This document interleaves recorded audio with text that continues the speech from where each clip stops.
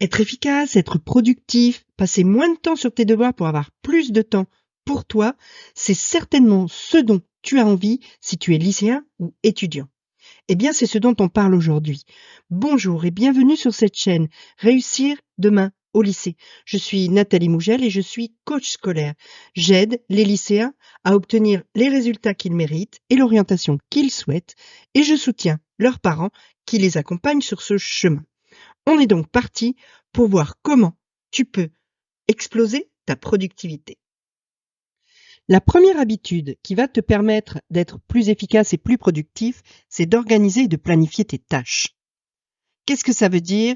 Ça veut dire que tu vas prévoir à l'avance le moment où tu vas accomplir une tâche, notamment les grosses tâches, les gros devoirs que tu as à faire quand tu as un gros DM de maths, quand tu as un commentaire de français, une disserte de philo, etc., eh bien, tu vas la mettre dans un planning, tu vas prévoir le moment où tu vas faire ton intro, faire ton plan, rédiger ta rédaction, etc.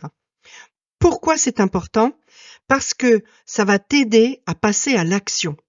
Quand tu verras ton planning, tu verras que là, maintenant, c'est le moment prévu pour cette tâche-là, eh bien, tu t'y mettras. Et ça te permet aussi, le reste du temps, de ne plus y penser et de pas passer ta semaine à dire « Oh punaise, pour la semaine prochaine, j'ai encore à faire la disserte de philo. » Non, tu sais que cette disserte de philo, tu vas la faire un peu mercredi après-midi, un peu samedi et la finir dimanche. Donc, tu peux libérer ton esprit de ce souci-là. Tu sais que la tâche sera faite, tu n'y penses plus. D'une façon générale, l'organisation, c'est le moyen de passer moins de temps à penser au boulot et plus de temps à faire le boulot. Tout simplement parce que il te faut 3 secondes pour dire ça, je vais le faire à tel moment. Ensuite, tu n'y penses plus jusqu'au moment où tu dois t'y mettre. Et ça t'évite d'avoir à ruminer des choses que tu dois faire et qui viennent parasiter ton esprit et t'empêcher d'être efficace. Deuxième habitude, c'est de prioriser tes actions. C'est-à-dire de savoir qu'est-ce qui est important et qu'est-ce qui ne l'est pas. Qu'est-ce que tu dois faire absolument, de quoi tu peux te passer. Ça t'amène à te concentrer sur l'essentiel, c'est-à-dire les tâches qui vont faire avancer les choses, qui vont te faire aller vers plus de réussite et aller vers ton objectif. C'est à ce moment-là qu'on discute de la différence entre être occupé et être productif. Tu peux très bien être très occupé, avoir plein de trucs à faire, être quelqu'un qui a l'air de passer plein de temps sur son bureau et ne pas être productif du tout. Tout simplement parce que tu passes ton temps à faire des choses qui n'ont pas véritablement d'importance, qui ne sont pas des actions qui rentrent dans tes priorités. Et du coup, certes, tu fais des choses, mais tu procrastines sur les vraies tâches que tu devrais accomplir pour avancer. Pour prioriser, tu peux aller voir sur mon compte Instagram, par exemple, il y a plusieurs publications sur la matrice Eisenhower qui permet justement d'établir quelles sont les actions à faire tout de suite, maintenant, quelles sont les actions qui sont à la fois urgentes et importantes, quelles sont les actions qui sont urgentes et pas importantes, celles-là, tu les fais faire par quelqu'un d'autre, et quelles sont les actions qui sont importantes mais pas urgentes, celles-là, tu les planifies. C'est un peu comme ça que fonctionne cette matrice.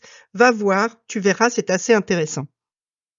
De toute façon, identifie les tâches qui sont les plus importantes pour toi et commence par celle-là. Troisième habitude, prends en compte ton énergie quand tu fais ton organisation. Quand tu planifies une tâche, demande-toi si cette tâche est difficile, si cette tâche est compliquée. Dans ces cas-là, pour les tâches difficiles et compliquées, prévois un moment où tu as le plus d'énergie. Il y a des gens qui ont plus d'énergie le matin, d'autres qui ont plus d'énergie l'après-midi, d'autres encore c'est le soir qu'ils sont vraiment productifs. Essaye de t'observer pour savoir quel est le moment de la journée où toi, tu es au pic de ton énergie. Et c'est à ce moment-là que tu vas prévoir de faire les choses les plus compliquées, les plus difficiles, celles qui vont justement te demander beaucoup d'énergie. À l'inverse, pour les moments où ton énergie est plus basse, pour les moments où tu sais que déjà, physiologiquement, t'es pas au top à ce moment-là, eh bien, tu vas garder les tâches qui sont à la fois simples et faciles. Du coup, tu pourras les accomplir quand même, parce que si tu fais l'inverse, certes, tu pourras faire les tâches simples et faciles quand tu as beaucoup d'énergie, mais par contre, il y a peu de chances que tu sois en mesure de faire correctement une tâche difficile et compliquée à un moment où tu n'es pas véritablement à ton pic d'énergie. Habitude suivante est une routine de travail efficace. C'est-à-dire que la routine de travail, c'est quoi? C'est une répétition d'actions que tu vas faire quand tu travailles.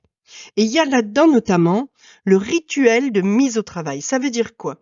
Ça veut dire que tu vas choisir 3, 4 micro-actions que tu vas faire à chaque fois avant de te mettre au boulot.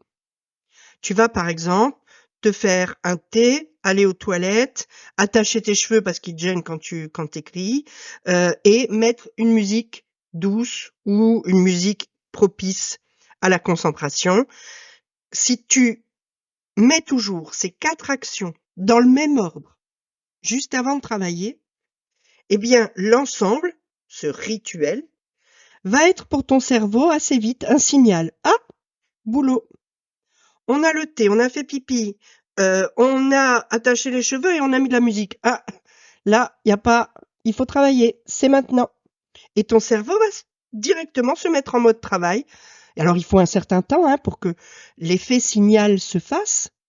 Donc, il faut que tu répètes ça pendant un certain nombre de jours avant que ça devienne vraiment automatique pour ton cerveau. Mais essaye, tu vas voir, ça va te permettre de démarrer. Chaque fois que tu voudras te mettre au travail, ça va te permettre surtout de te mettre au boulot quand tu as du mal à être motivé. Quand tu n'as pas envie et qu'il faut quand même y aller, eh ben ce rituel-là, ça va être un bon moyen de t'aider à t'y mettre quand même. Dans le même ordre d'idées, d'une façon générale, n'attends pas d'être motivé pour te mettre au boulot. C'est inverser l'effet réel des choses. En fait, c'est pas je suis motivé donc je bosse, c'est je bosse donc la motivation vient. La motivation, elle vient en travaillant. D'ailleurs, le mot motivation, ça veut dire mouvement. Donc la motivation, c'est un mouvement. Donc il faut que tu te mettes en mouvement pour être motivé. Donc démarre, mets-toi au boulot, utilise ton rituel et tu vas voir que finalement, une fois que tu es dedans, tu vas te dire « Ah bah c'est bien, j'avance bien, c'est bon, j'y vais » et tu vas continuer et la motivation va venir. La motivation n'est pas le déclencheur, la motivation est le résultat. Et si vraiment c'est très très dur, si t'as vraiment pas envie de te mettre à bosser et si ton petit rituel, il a marché moyen, eh bien, applique la règle des 5 minutes. Ça veut dire quoi? Ça veut dire que tu te dis, bon, allez, là, j'ai vraiment pas envie, mais il faut quand même que je bosse un petit peu. Allez, je m'y mets 5 minutes. Je choisis une petite tâche, un petit exo de maths, une petite fiche à finir, un truc qui va me prendre 5 minutes. Je m'y mets 5 minutes. Puis si au bout de 5 minutes, je suis dedans, je continuerai. Et donc, tu t'y mets pour 5 minutes. C'est, pour ton cerveau, ça veut dire un effort qui est pas important du tout. Donc, il va moins freiner. Et puis finalement, bien souvent, une fois que tu es dedans, que tu t'y es mis, eh bien, tu vas aller au-delà des 5 minutes. Si vraiment au bout de 5 minutes, il y a rien à faire, tu n'y arrives pas, eh ben, tu t'arrêtes, tu vas te balader, tu vas promener ton chien, tu vas, ce que tu veux, tu prends un quart d'heure et tu reviens dans un quart d'heure et tu repars pour 5 minutes. À un moment donné, ce mouvement que tu donnes de façon régulière va finir par s'enclencher et te mettre vraiment au travail.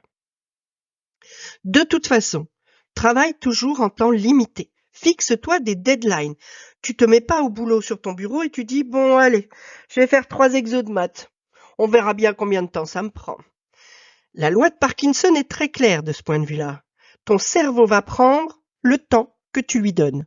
Si tu ne lui donnes pas un temps limité, si tu lui dis, vas-y, tu peux y aller, tu as 3 exos de maths à faire, mais tu prends le temps que tu veux.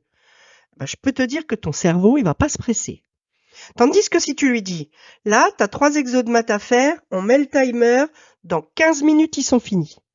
Eh ben, ton cerveau va s'arranger pour que dans 15 minutes, tes exos de maths soient finis.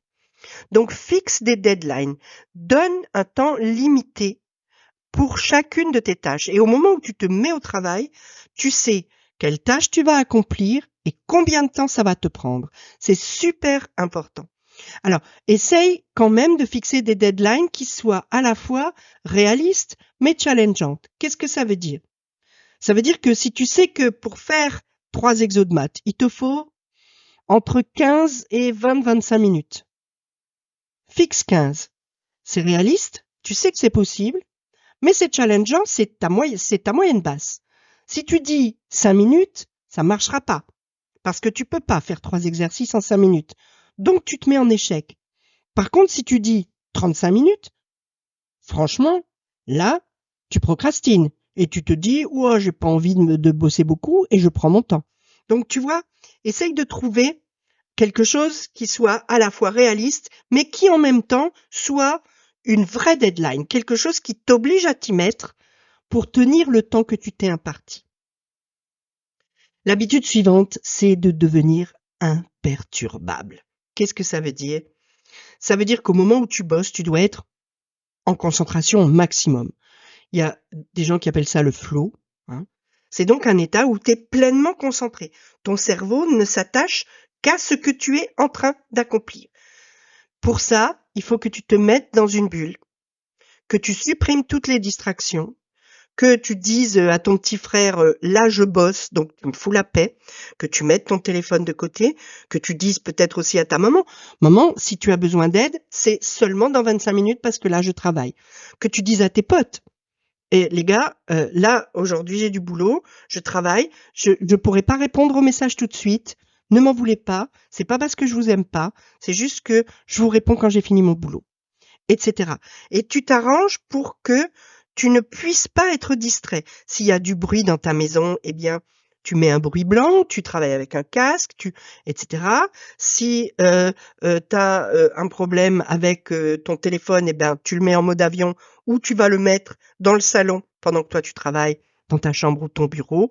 Tu t'arranges pour ne pas avoir quelque chose qui puisse venir te sortir de ta concentration régulièrement et pour te permettre de passer 25 minutes. Tu verras, il y a la méthode Pomodoro, c'est pareil, tu vas la retrouver soit sur cette chaîne, soit sur mon Instagram et tu t'y mets à fond 25 minutes. C'est parti. Après les 25 minutes, tu pourras faire une pause, aller prendre ton téléphone, aller voir ton petit frère, faire un bisou à ta maman, tout ce que tu veux.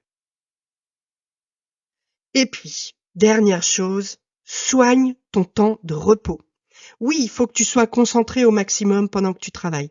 Mais ça veut dire que au moment où tu t'arrêtes, tu dois te reposer pour de vrai. Tu dois faire des choses qui vont vraiment te détendre, changer tes idées, recharger tes batteries. C'est-à-dire que le but, c'est pas allez, je mets mon téléphone dans le salon, mais dans 25 minutes quand j'ai fini, je vais pouvoir enfin scroller sur TikTok pendant 30 minutes. Non, ça marche pas comme ça. Quelque chose qui te repose vraiment, ça va être par exemple de l'activité physique. Aller marcher, aller nager, aller faire un sport que tu aimes par exemple, hein. Mais juste marcher un petit peu dans la nature, ça va te permettre, en ayant cette activité physique, de préserver ton équilibre personnel. Tu peux aussi, par exemple, méditer.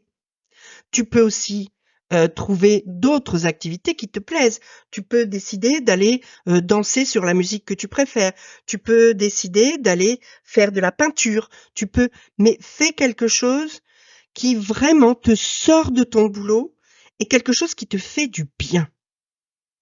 C'est vraiment important de façon à ce que tu saches au moment où tu te mets au boulot, par exemple, que là je dois travailler, je vais me faire 3 sessions de 25 minutes ou 4 sessions de 25 minutes, mais quand je vais avoir fini, je vais pouvoir aller voir mon pote truc et puis on va aller marcher à la plage ou dans la forêt, ou bien je vais pouvoir écouter la musique que j'aime, je vais pouvoir regarder un épisode d'une série Netflix, un épisode, hein.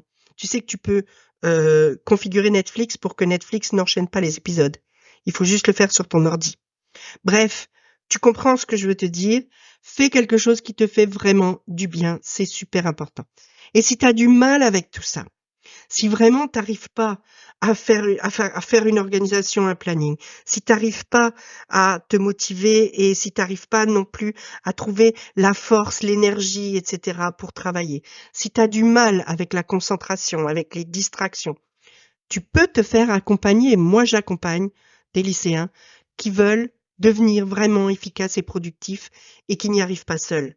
C'est mon travail et je te jure que on peut ensemble arriver à faire de toi quelqu'un de productif et d'efficace.